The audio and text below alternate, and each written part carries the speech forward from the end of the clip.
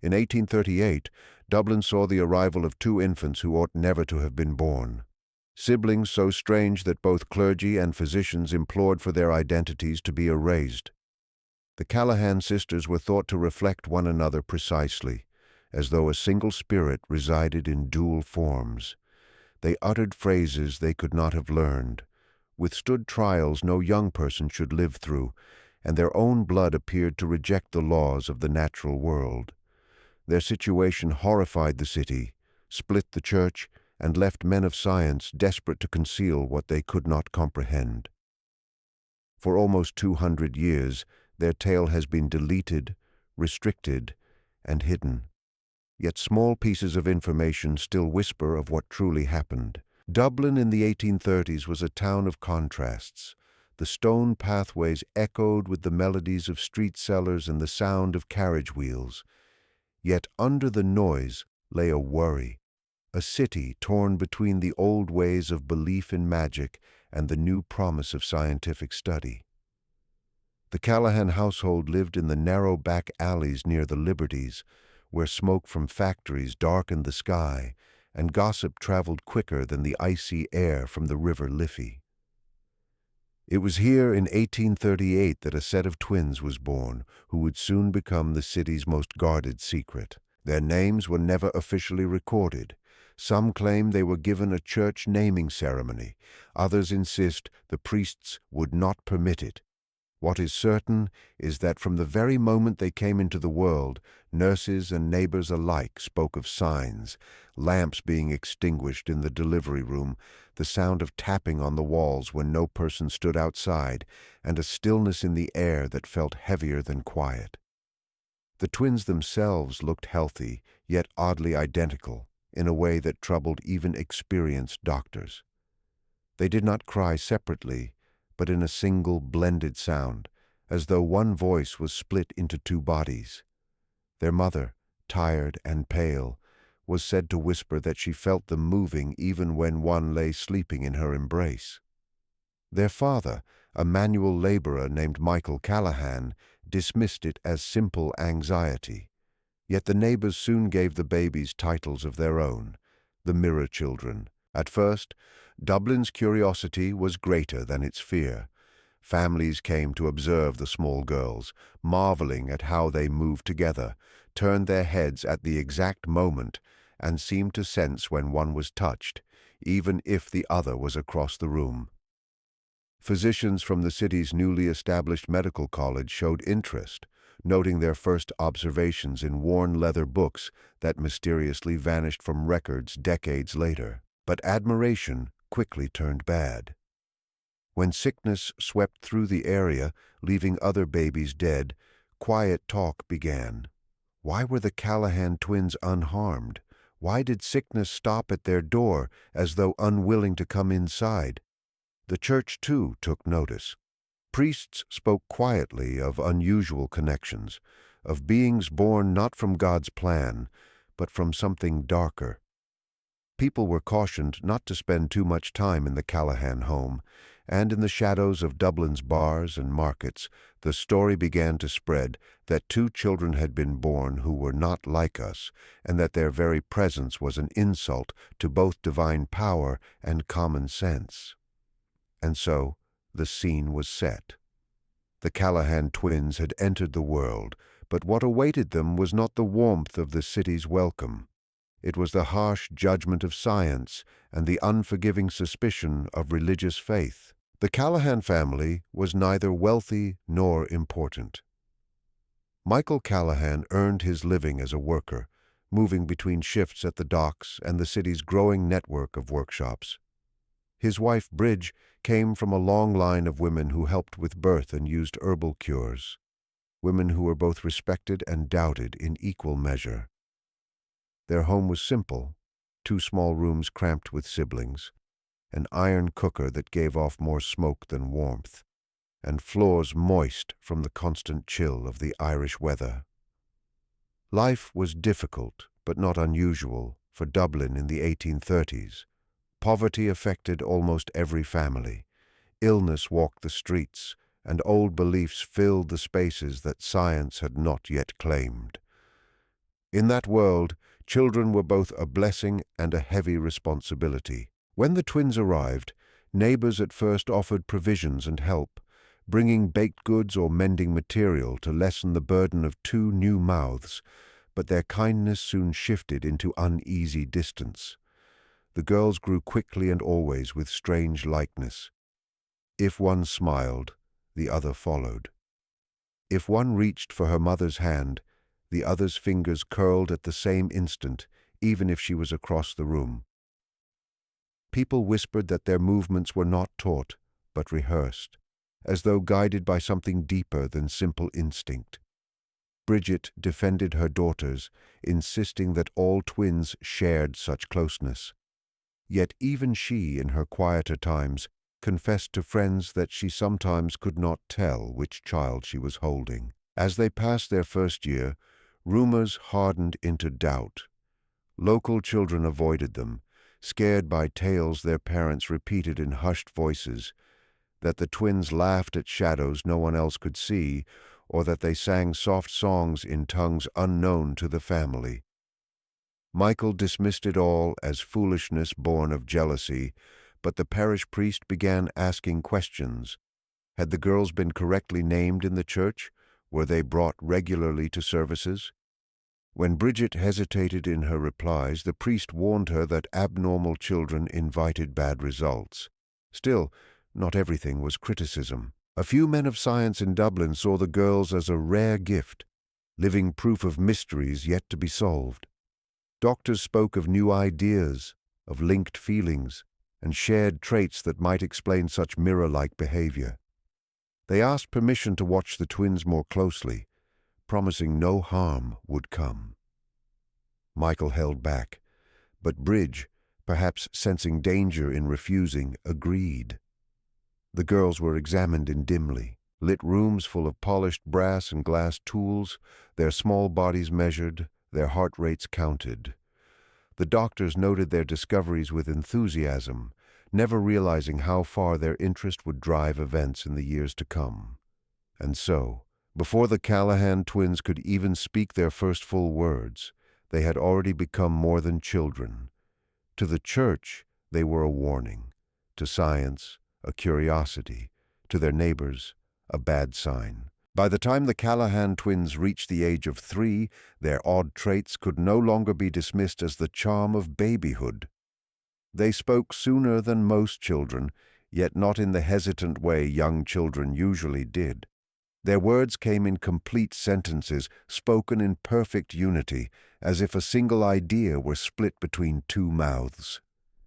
Bridge tried to silence them, to remind them that children their age should not know such language, but the girls often answered her questions before she asked them, finishing her thoughts out loud in a voice doubled by their echo. It bothered even their own siblings, who began to stay away from them during play. Neighbors told stories of how the girls seemed to know things they could not have seen. A man who lost his keys claimed the twins guided him to the spot where he had dropped them in a field the night before. A woman swore the girls described her husband's sickness before he even became unwell. These stories spread quickly through the alleys of Dublin, fed by a city already filled with tales of ghosts and bad luck. Every unexplained bad event seemed to lead back to the Callahan home. When milk turned sour too quickly or farm animals became ill, whispers blamed the twins. Even more disturbing was their excellent health. Where other children suffered from coughs and fevers in the moist Dublin air, the Callahan girls remained unaffected. They ran barefoot in the rain and came back without even a slight cold. Their faces were always rosy, their skin unmarked by the common spots and sores that bothered children of their social class.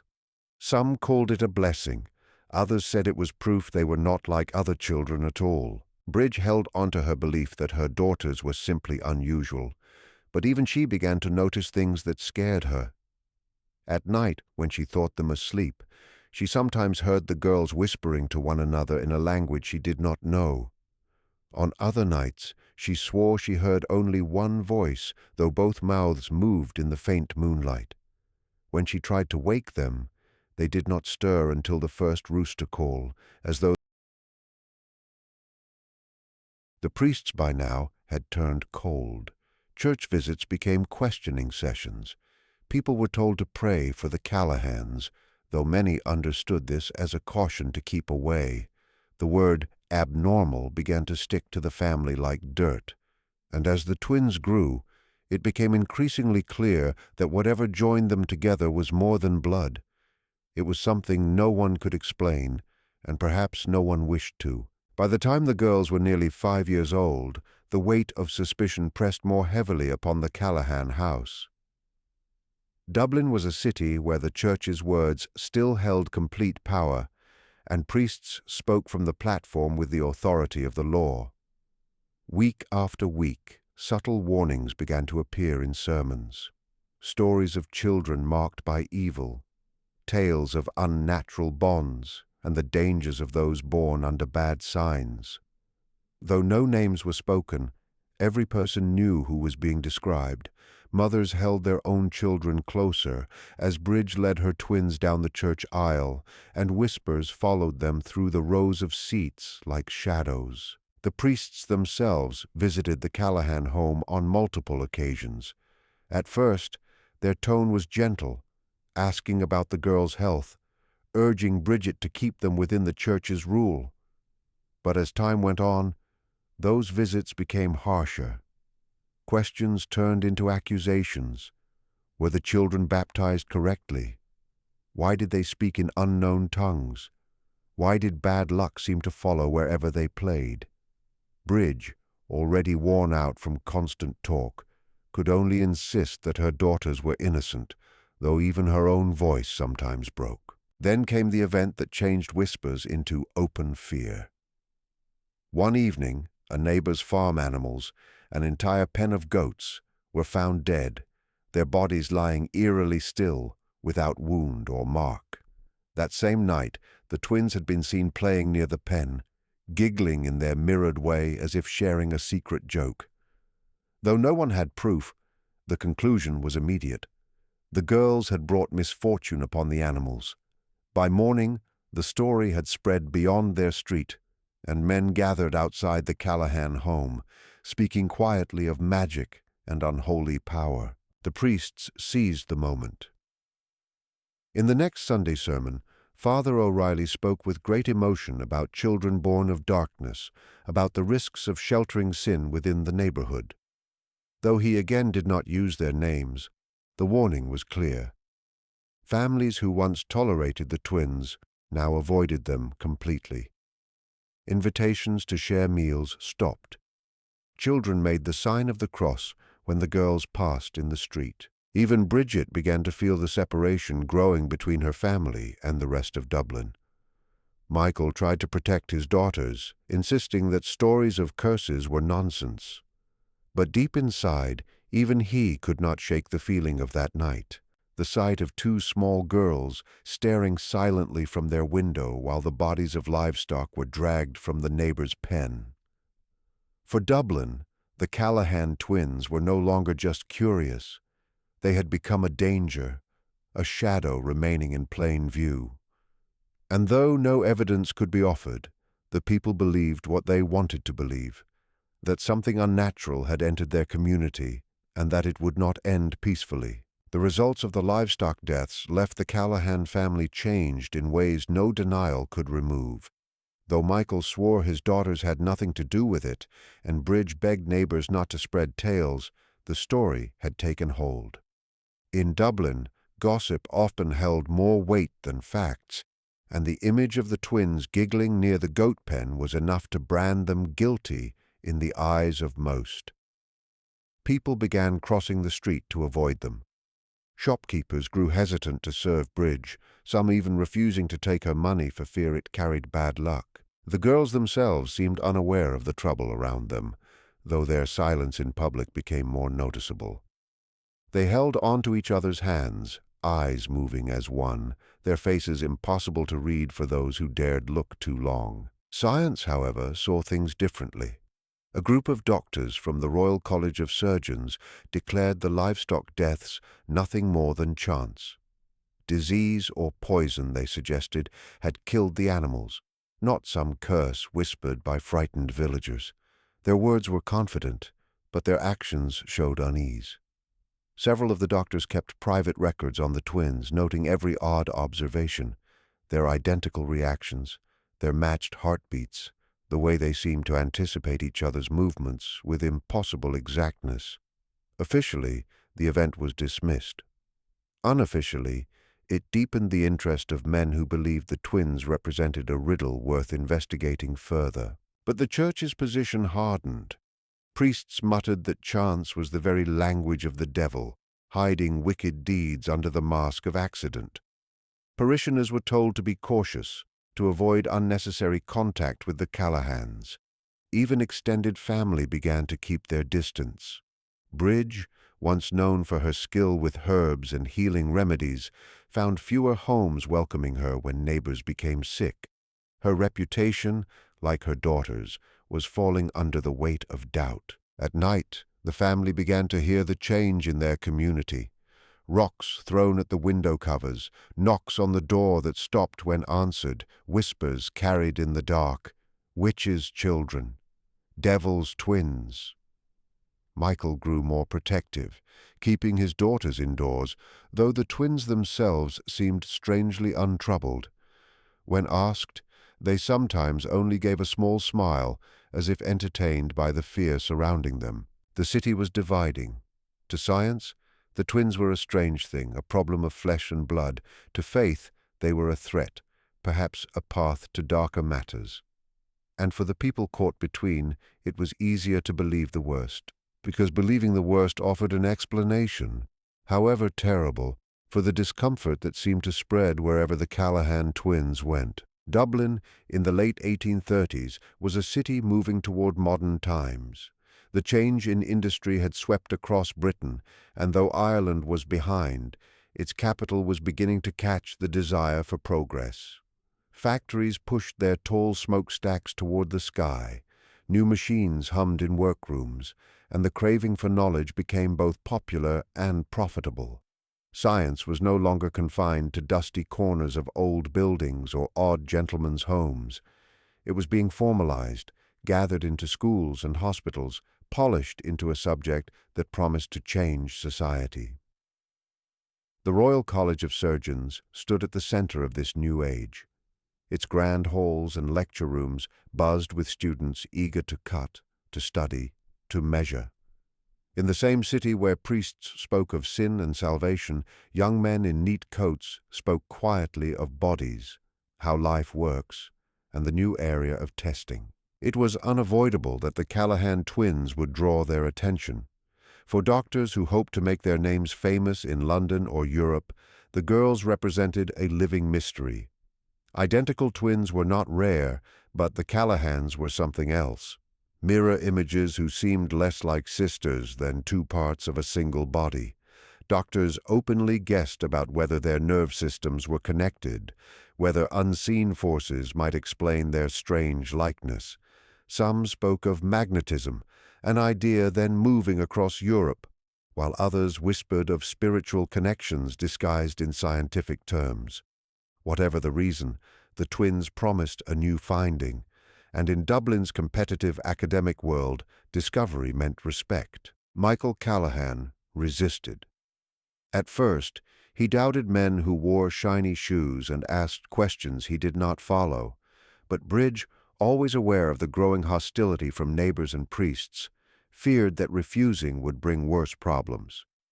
To deny science might be seen as choosing old superstitions, and so reluctantly the family agreed to allow doctors limited access. The twins were led into halls where oil lamps flickered against walls lined with charts of the human body. They sat on cold wooden seats while hands measured their pulses, traced the shapes of their heads, and tapped their knees with polished small hammers. Observers filled notebooks with scribbled entries, each more amazed than the last. What those doctors could not yet admit, even to themselves, was that their fascination had already begun to weaken their doubt. Each small oddity recorded seemed less like chance and more like a great truth. The Callahan twins were becoming more than subjects. They were becoming an obsession. And obsessions, especially in Dublin's intense scientific world, had a way of pulling men beyond the limits of caution. The first official checks of the Callahan twins began quietly, without notice in the newspapers or announcements from the platform. They were brought into the college under the pretense of regular study, though every man present knew they were anything but ordinary children. The room smelled of ink and lamp oil, its high windows shut against curious eyes. A few doctors gathered around, notebooks open, pens ready as the girls sat hand in hand. At first the doctors tested what seemed simple. They asked one child to raise her arm, and the other followed in perfect time as though pulled by invisible strings. They dropped a pin on the table, and both heads turned at the same moment, their eyes following the movement with identical speed. They tapped the knee of one twin with a small hammer, and both legs kicked in the same quick movement. Notes were written quickly, mirrored reactions, responses that could not be told apart. What surprised them most was not the similarity of the twins' actions, but the exactness, fractions of a second, no pause, no holding back. It was as if two bodies were controlled by a single instruction. When they pressed listening tools to the girls' chests, they found their hearts beating in an impossible rhythm. Not just the same rate, but the same timing, as though the pulse of life itself flowed through them together. One doctor claimed he could hear no difference between the two heartbeats, as though he were listening to a single organ echoing in two rib cages. Another, more inclined to old beliefs, muttered about a spirit split in two. Further tests brought only more confusion. They covered one girl's eyes and held a candle flame near her sister. Both flinched. They pinched the arm of one, and the other cried out in distress. The room grew tense, pens stopping mid-sentence. This was no trick of sight. Something unexplainable was happening before their eyes. The doctors struggled to control their excitement. To them, the twins were evidence of a phenomenon no book described, something that could make a man's career if documented properly. But beneath their eagerness lay worry. Each test seemed to confirm that the twins shared more than just resemblance. They shared sight, feeling, perhaps even thoughts, and in an age when science was desperate to separate itself from old beliefs, the Callahan twins threatened to pull both areas together in ways no one dared say out loud. The session ended in silence, the girls still holding hands as they were led back into the Dublin night. Yet every man in that room knew they had witnessed something remarkable, something that would not be easily dismissed. And though none could yet imagine the consequences, the most upsetting discovery was still to come. The doctor's interest could not be satisfied with just watching. They wanted proof, solid evidence that what they had seen was not just some complicated accident. And so, in a chamber lined with glass jars and steel tools, they drew the girl's blood. Bridge protested at first, holding her daughters tightly, but Michael urged her to give in. He had been told it was safe, that a small amount would bring no danger. Reluctantly, she agreed, though she kept her hands tightly closed until her knuckles were white. The first needle prick brought no tears. The twins sat calmly, eyes steady, as the red liquid flowed into the small bottle. But almost immediately, the room changed. The blood did not act as it should. One doctor noted in his journal that it seemed slow, unwilling to thicken, even as it gathered in the dish. Another whispered that under the lamplight it had a strange shine, a faint glow that could not be explained by the lamp's effect. Some swore the color was wrong, not the deep red of human life, but something lighter, stranger, like thin wine shining in the glass. A younger student, nervous, muttered about unholy impurity. His words earned a sharp warning, yet no one could quite shake the feeling that what they were handling was not fully human. The blood was tested against that of other children, and every time it defied expectation, it resisted clotting, spread thin and fast across surfaces, and in one account, later removed from official records, was said to glow faintly in the dark. What troubled the doctors most was not what they saw, but the understanding of what it meant. If this were true, then the Callahan twins were not merely unusual in how they acted. They were abnormal in their very being. Their bodies did not follow the rules of nature. They were not just things to be curious about. They were impossible. The results were never made public. In the official record books of the college, the entry was brief: specimens unsuitable, results unclear. But in private notes that were passed around, torn, partly burned pages describing the shine, the glowing, the refusal to clot, came fear. Some urged that the findings be destroyed, that no trace remain to damage the college's reputation. Others argued to study further, though their voices shook as they spoke. By the time the twins were led home that night, Bridge holding them close, the plan had already begun to form. The Callahan children were not to be discussed openly. They were to be remembered only in whispers, hidden behind locked cabinets and sealed books, for what the doctors had found was not a discovery they could celebrate. It was a truth they dared not speak. It was a cold winter night when the incident occurred, the kind of night when the damp air sank deep into one's bones and the streets of Dublin lay covered in smoke and silence. The Callahans had gone to bed early, their small home dark, except for the glow of a dying fire. But before dawn, screams broke the quiet. Flames had burst out in a neighboring apartment, roaring through dry wood and straw roofs, swallowing one room after another with terrifying speed. Neighbors rushed into the street carrying children, dragging blankets, throwing buckets of water that hissed uselessly against the fire. In the confusion, someone saw them, the Callahan twins, standing perfectly still in the middle of the smoke.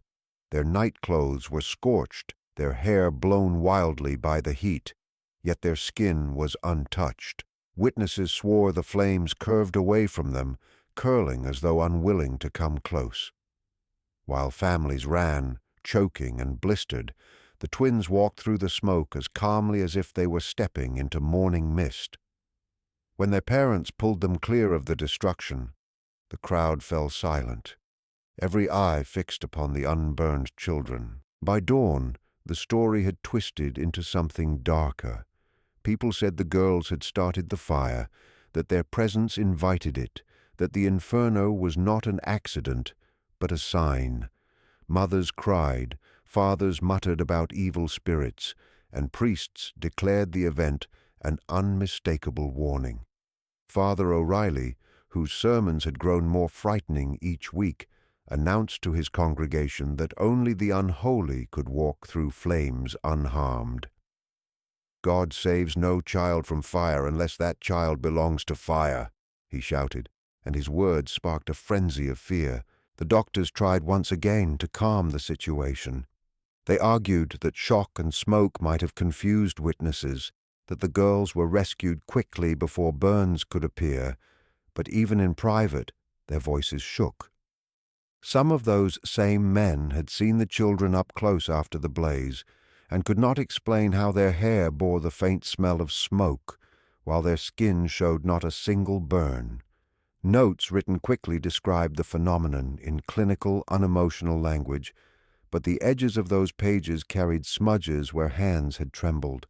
For Dubliners, it was enough proof. The Callahan twins were no longer just oddities or cursed children. They had walked through fire and returned whole. And to a city balanced precariously between old beliefs and science, such a sight was not a miracle. It was an outrage. The fire should have ended all argument, but instead it made the separation deeper. Dublin was split in two. The common people who whispered of evil spirits in the Callahan blood, and the men of science who rushed to explain away what had been witnessed. Publicly, The doctors dismissed the accounts as mass panic, insisting the twins had been pulled from the blaze before harm could reach them. Articles in small journals spoke of exaggerations born from fear, assuring readers that nothing strange had happened. But in private, the doctors stopped speaking of the Callahans at all. Their notes were quietly removed from lessons, their names avoided in conversation. It was as if the scientific world had decided by silent agreement that the twins did not exist. To admit they did was to risk mockery, or worse, accusations of disrespect for religion. For the Callahan family, the denial brought no comfort. If anything, it left them more exposed. Neighbors who once offered bread now turned their faces away. Bridge, who had tried to keep her daughters living a regular life, found even her oldest friends falling into silence. Michael grew angry, muttering that men in expensive coats could lie without punishment, while his children bore the brunt of fear and hatred. The twins themselves seemed unaffected by the tension. They played together as always, speaking softly in their strange unity, their pale hands held close even in sleep. Yet there was an awareness in their eyes, a distant understanding, as though the church only pressed harder. Priests demanded that Michael and Bridge present the children for saving, though what that meant was never clearly explained. Some spoke of casting out spirits, others of keeping them in a religious house where the girls would be hidden from the world. Michael refused, his voice shaking with anger, but his refusal only fed the whispers that the family had chosen darkness over salvation. As the months passed, the Callahans retreated indoors, curtains drawn, doors locked. They lived in uneasy silence, their isolation broken only by the occasional knock of a doctor still brave enough or desperate enough to plead for another examination. But those visits grew fewer as well, for even the curious had begun to fear being associated with them. The family's name became a warning spoken in bars, a curse muttered in dark corners. By denying them, science had hoped to erase the twins from memory. Instead, the silence only made the mystery larger, for the less the city was allowed to know, the more its imagination filled the empty space with shadows.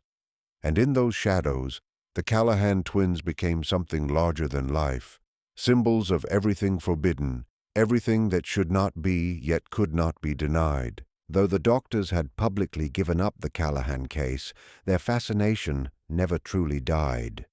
A few of them, men whose curiosity was stronger than their fear, continued their research in secret. These meetings were held not in the college's grand rooms, but in dim back chambers lit by single oil lamps, where window covers were barred and voices kept quiet. Michael was paid with promises of money, told his daughters would come to no harm, though he must never speak of what was done. Bridge, torn between fear and desperation, consented only because she believed refusing would invite worse consequences. It was during these secret sessions that the strangest findings came out.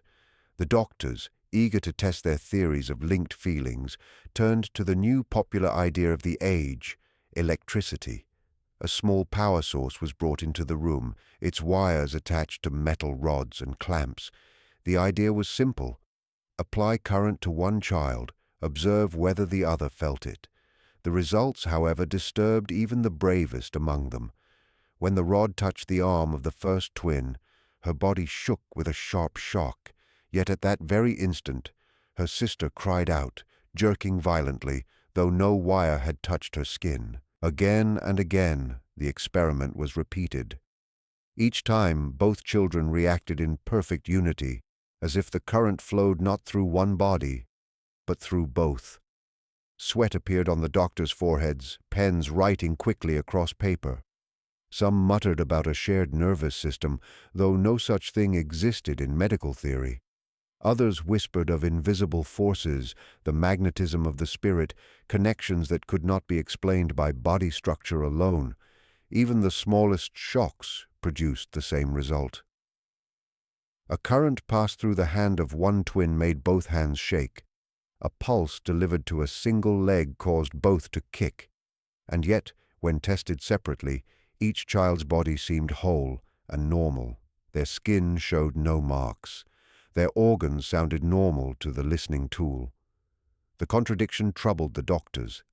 These were healthy children by every measure, yet bound together by something no science of the day could grasp. Bridge wept quietly during the experiments, holding her religious beads.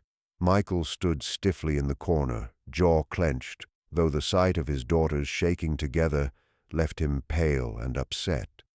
When the sessions ended, the girls walked home hand in hand, as always, silent, their faces unreadable. But for the men who had witnessed their reactions, that silence was no comfort. The Callahan twins were not just a puzzle anymore. They were proof of something that should not exist. By the late 1830s, Dublin was falling into difficulties that no experiment or sermon could fix. Crop harvests had failed across much of Ireland, pushing food costs higher than the poor could afford. The city's narrow paths filled with the smell of hunger and sickness. Food riots broke out in the markets, where desperate families begged for provisions while soldiers stood watch with guns. In such times, fear needed a target, and the Callahan twins provided one. It began with quiet complaints. Some claimed that the girls' presence brought damage to the fields, that their unnatural bond drained life from the soil. Others swore that cows stopped producing milk if the twins were seen near the grazing area. The livestock deaths of years past were brought up again, retold with new horrors added each time until the story bore little likeness to the truth. When a fever swept through one area, killing dozens of children, whispers insisted the Callahans had been seen walking the lanes the night before. The church did nothing to quiet the storm. Priests, desperate to re-establish their power in a city wavering between hopelessness and rebellion, spoke of curses, of children marked by evil, of sins that required cleansing. Their words were enough to stir the desperate. Hungry families watching their infants waste away while the Callahan twins grew tall and strong, found in them an explanation more satisfying than fate or hunger. Better to believe two cursed children carried the blame than to accept the harshness of nature. By 1839, hostility turned into open aggression. Stones hit the shutters of the Callahan home regularly. Doors were found smeared with ash. Crosses scratched into the wood as warnings. Men gathered in bars, muttering that something must be done. When Bridget walked the market, sellers refused her coin, some even spitting at her feet. Michael fought back when he could, his hands bloody from more than one street fight, but his refusal only deepened the anger. The twins, now old enough to feel the hatred around them, responded not with tears, but with silence. They clung to each other more tightly than ever, eyes watching, always watching, as though they knew what was coming. On more than one occasion, neighbors swore they saw both girls standing at their window long after nightfall, their pale faces lit only by the moon, their eyes unblinking. The city was coming apart. Hunger hurt stomachs, fear hurt minds, and in the middle of it all stood the Callahan twins, no longer children in the eyes of Dublin, but signs of everything dark and unforgiving about the times. And soon the anger that brewed in whispers would break out in the open in a fury that no parent could shield them from. The moment everything broke came on a storm-swept evening in the spring of 1839. The wind howled through the narrow streets, driving rain against the roof tiles, but the weather did nothing to stop the rage that had been building for months. A crowd gathered outside the Callahan home, their faces half lit by burning sticks, their voices rising in chants that twisted religious text into curses. Men shouted that the twins had brought sickness, that they had spoiled drinking water, that they had walked unharmed through fire because they belonged to it. Women cried over dead infants, pointing shaking fingers at the shut windows. What began as a group of dozens grew into hundreds. The narrow street moved with bodies pressed together. The sound of fury carried above the storm. Inside, Bridge held her daughters to her chest, whispering prayers that turned into cries. Michael locked the door with what little furniture they owned, his fists bleeding from hitting the table as though anger could build walls stronger than wood. The twins sat silently, their hands clasped, their faces strangely calm in the flicker of the oil lamp.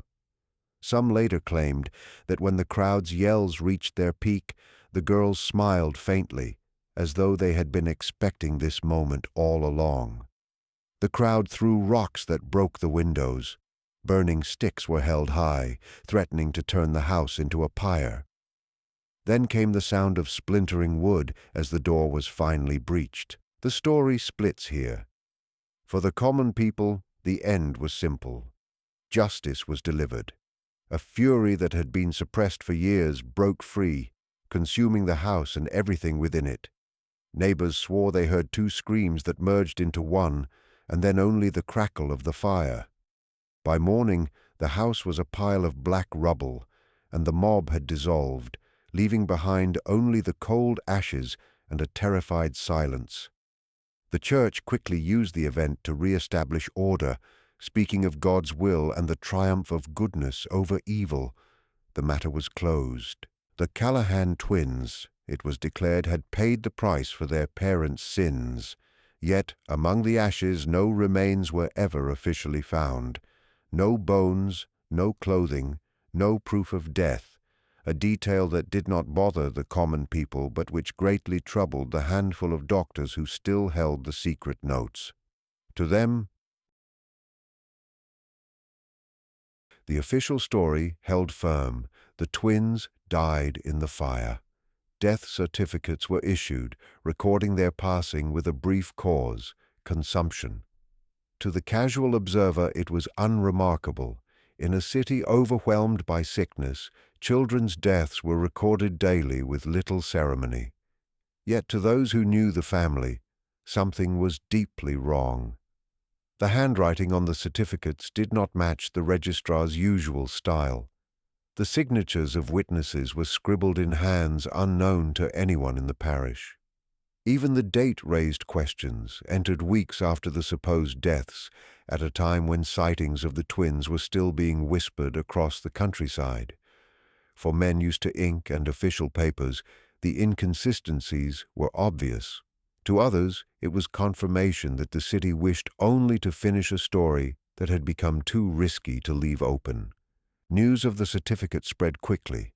Some were happy, convinced the children had at last been laid to rest and their curse lifted from the land. Priests used the announcement to soothe their congregations, announcing that God's plan had succeeded. But in bars and markets, men shook their heads. "Dead," they muttered. "Then who are the girls we keep seeing?"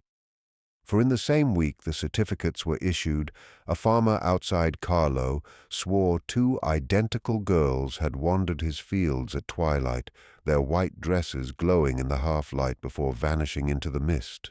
The doctors who still kept secret records reacted with alarm. One, in a letter preserved only in fragments, wrote, "They are not dead. The papers are a lie. Why the trick unless someone fears the truth?" Another crossed out entire pages of his journal, replacing them with the simple line, "The matter is closed." But his handwriting trembled, showing anything but closure. For Bridge and Michael, if they still lived, the certificates were more than an insult. They were a deletion. It was as if their daughters had never mattered. Unofficially, their shadows stretched across Ireland, multiplying in stories, appearing where no child should be, and those who questioned the papers most strongly began to realize the truth.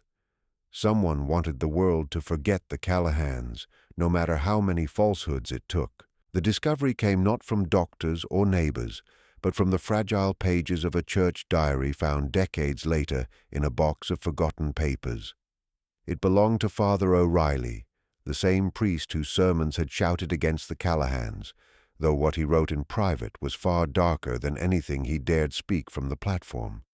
His entries began cautiously, notes of visits to the family, remarks on their odd behavior, and but soon swelled into confessions of fear and dread. "These are not children," one passage read. "They are mirrors of one another, reflections given bodies, and no church naming can purify what was never of God." The diary spoke of meetings behind closed doors, where high church officials from Dublin and even further away pressed for action.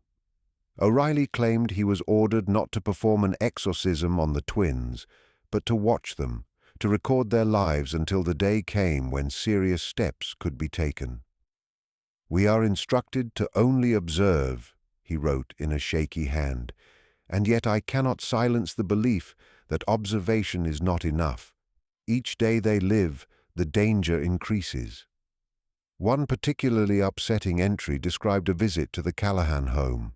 O'Reilly claimed the girls stared at him without blinking, their voices rising together in a question he swore he had never spoken aloud. "They answered the thought in my mind," he wrote, "as though they drank it from the well of my spirit. I fled their home, convinced that whatever they are too dangerous to be permitted to continue." The entry gave no further detail, no names or dates, only the chilling suggestion that the twins' existence was known beyond Ireland, their fate discussed in powerful circles far from Dublin's poor areas. The diary ended suddenly in 1839, the final page marked and torn as though ripped away quickly. Whether Father O'Reilly destroyed the rest himself or it was silenced by another hand, no one could say. But what remained was condemning enough, proof that the church had not only feared the Callahans, but had marked them long before the mob ever gathered outside their door as beings too dangerous to be left in this world. If the church had acted in secret, the city's main medical institutions acted with a colder efficiency. By the early 1840s, any official mention of the Callahan twins had begun to disappear from the Royal College of Surgeons. The process was not announced or recorded, but carried out quietly, like a sickness being cut away before it spread. Students who had once taken notes on the twins' examinations returned to their lecture halls to find entire shelves empty, pages missing from body study collections, diagrams ripped cleanly from books. Professors spoke less and less of the case until at last they spoke of it no more. It was as though the children had never been real. But behind the polished doors, gossip swirled. Some claimed the decision came from London, where the college's reputation mattered more than truth. Others whispered it had been ordered after a private display in which the twins' responses troubled even the most hardened doctor. The electrical tests, in particular, were said to have left senior scholars shaken, their faces pale as they argued late into the night over whether they had witnessed biology or religious crime. One highly respected physician wrote simply, "The findings must be buried, else it will bury us all." Another confessed he feared for his spirit more than for his job, warning that continued study would invite condemnation under the guise of curiosity. The clearing was so complete that by the middle of the century, new students entering the college heard nothing of the Callahans.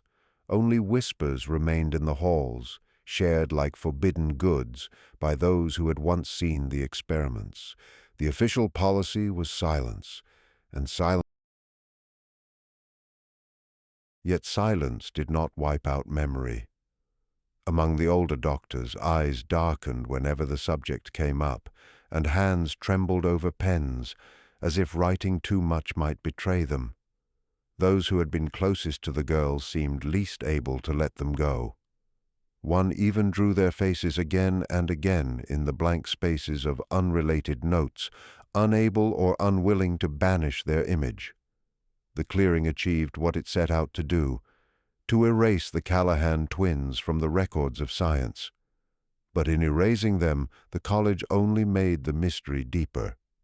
For if the twins were merely children, why such effort to pretend they had never lived? The most lasting record of the Callahan twins did not come from books or church documents, but from the oral stories of the Irish people. Though they vanished from official view, they began to appear in folklore. Travelers swore they saw the girls' pale faces in the windows of empty farmhouses, their hands clasped, their eyes unblinking. Others claimed the twins appeared at windows of poor rental, homes where children lay sick, watching silently until the fever took its course. Cab drivers told of late-night fares, two identical girls who entered their carriages without a word, rode through the mist, then vanished before payment could be asked. Always they were described the same, pale, still, their movements mirrored as if the one were a reflection of the other. The fire incident became the main part of the legend. Storytellers insisted the girls had not been saved, but had been born of the flame itself, wandering forever with the smoke of that night clinging to their hair. Mothers frightened their children with warnings. Be good, or the fire twins will come, untouched by heat, to stare at you until your breath runs cold. Even those who doubted admitted the tales carried power. Something in Dublin seemed unwilling to let the memory die, no matter how hard the college and church tried to erase it. As months turned to years, the stories only grew more troubling. Farmers, travelers, and innkeepers began reporting meetings that could not easily be explained.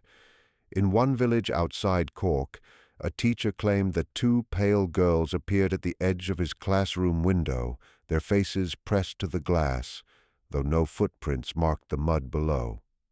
In County Wicklow, a family described seeing the twins standing on a cliff above the sea, their nightclothes fluttering in the wind, unmoving as waves crashed below. Yet in Waterford on that very evening, a police officer reported leading away a pair of girls matching their description after they were found wandering near the docks. When questioned, he admitted the children had left no record in custody. They had simply disappeared before morning, leaving only confusion in their wake. The idea of duplication began to creep into quiet conversation. Some villagers believed there were not two girls but many copies of the Callahans walking the breadth of Ireland, each as real as the last. Others muttered of magical beings, substitutes left to mock humanity by showing us faces we recognized where none should be. A few, clinging to bits of logic, suggested fakes, children dressed alike to scare the easily fooled. But even they struggled to explain the consistency of the details, the mirrored actions, the unblinking eyes described in every account. The doctors who still chased the twins grew increasingly careful in their notes. References to being in two places at once and geographic impossibility filled the blank spaces of their journals, always written in nervous shorthand, as if even the act of writing out the truth might invite danger. One doctor confided in a letter that he feared the girls were not limited by normal laws of distance or time, but by something else entirely, something science had no words for. For the Irish common folk, such mysteries needed no language. They told and retold the stories until the Callahan twins became less children than legend, wandering figures who could appear wherever fear was greatest. But behind the folklore, behind the shaking voices, lay a darker question that no one dared ask aloud. If the twins could appear in two places at once, how many of them were there? And if they were not bound by the body, how could they ever truly be gone? The disappearance of the Callahan twins left a hole in Dublin's history that the church and the college worked hard to fill with comfortable explanations. They spoke of the fire, of divine justice, and of the need for order. They spoke of sin and salvation, but never of the children once marked for deletion. Yet the silence itself has become its own kind of admission. For why should so many labor to hide what was harmless? Why strike out pages, forge certificates, purge records, unless the truth was more terrible than the lie? The fragments that remain, the diary entries, the whispered testimonies, the single surviving note, form a pattern as chilling as it is incomplete. Two children born in Dublin in 1838, two children who moved as one, spoke as one, felt as one, Two children who walked through fire, whose blood shimmered under flame, whose very existence troubled priests and doctors alike. And then, just as suddenly, two children erased, as though by speaking their names, the city feared it might summon them again. Perhaps they died. Perhaps they lived on in exile, their story twisted into myth by distance and time. Or perhaps the truth is stranger still, that the Callahans were never ours to begin with, that they slipped through Dublin like a reflection crossing a mirror, leaving behind only the memory of their passage. Stand in the liberties tonight when the fog is thick and the lamps burn low, and you may hear it, the sound of two pairs of footsteps falling in perfect rhythm, never quite out of sync. Some swear that if you turn to look, you will see them waiting at the end of the street, hands clasped, eyes fixed, silent as ever. And if you do,